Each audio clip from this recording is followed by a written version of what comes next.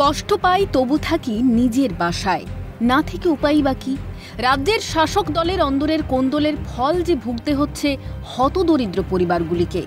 ভাঙা ঘরে দিনাতিপাত অসহায় গরিবদের। বিড়াল ঢুকে ভাত খেয়ে লাই, কুকুর ঢুকে পানি পড়ে, আর আমি অন্ধ মানুষ থাকতে পারিনি। এই চাল তাপ লাগার আমার এই দেহ ওই জন্মতে গা জ্বালা করে, এই অ্যালবেস্টারতে আগুন হয়ে যায়, আমি থাকতে পারিনি, ঘরের মধ্যে শুতে পারিনি। ঠিকমতো তদন্ত করুক, সার্ভে করুক। 18 বিঘা সম্পত্তি, 3 তলা পাকা বাড়ি, তাকে ঘর দিয়েছে। তার আমার পাশের বাড়ি এক দেওয়া হলে, কিন্তু আমি পাইনি। আমার দেখুক টিনের ছাউনি, আমার টিনের ছাউনি দেখুক। এখন হ্যাঁ, সে তৃণমূলের, তার পয়সা আছে, সে ঘুষ দিয়ে করে নিয়েছে। আমি গরিব মানুষ, আমি দিতে পারিনি কিছু, কি করব? সেই আশা আমি লোকের পায়ে ধরছি, আমার লাথি মারছে, সে আমার লাথি মারছে, কেউ আমার দিকে তাকাচ্ছে না। কিন্তু দিদি ভালো, আমাদের এই যে এর মধ্যে চেলা চামড়াটা শেষ করে দিচ্ছে।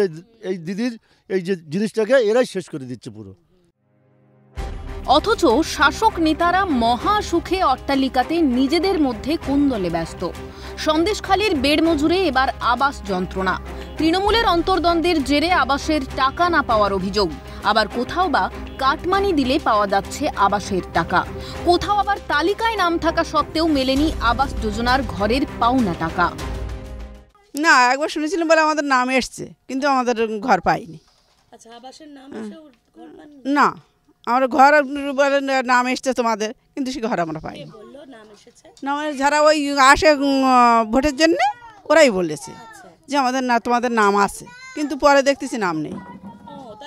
আমরা কি হলো ওরা জানে, আমার বলতে পারে কেটে গেছে কীভাবে।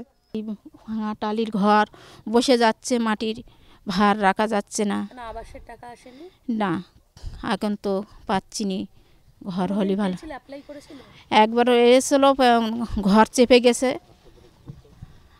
চেপে গিয়ে আবার ফের এখন তো ঘরের দরকার। আমার ছেলেরাও পায়নি। এসেছিল, হ্যাঁ, নাম এসেছিল। আচ্ছা, তারপর টাকা পাওনি? হ্যাঁ। টাকা আসেনি? না না না না, অ্যাপ্লাই করেছিলেন? হ্যাঁ করেছিলাম, আমাদের ঘর দেয়নি। কি বললো? বলে ঘর আসেনি। এখানে অনেক ঘরই? হ্যাঁ, অনেক ঘর আসেনি আমাদের।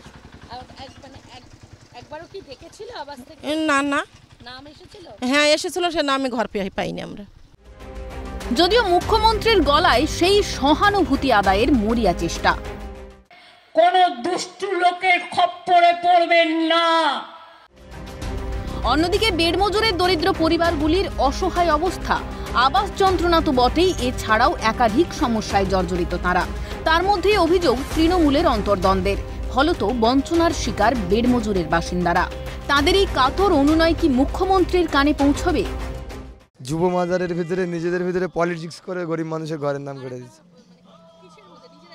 টিএমসি যুব মাদার, বয়স্ক ইয়ংদের ভিতরে একটা নিজেদের ভিতরে গোষ্ঠীদ্বন্দ্ব হচ্ছে, ওইটা নিয়েই গরিব হ্যাঁ নাম কেটে দিচ্ছে। এইসব ভাড়ায় খেটে খায় এইসব মানুষ, এইসব মানুষের ঘরের নাম কেটে দিচ্ছে।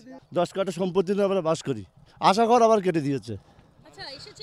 এসেছে, এখনো নাম আছে, সে লাল কালি মারা আছে তাতে। না, এসেছে সেই ঘর, এবারে আমাদের কি দিল না, কেটে দিল। পঞ্চায়েত হাটগাছি, হ্যাঁ তৃণমূল, হ্যাঁ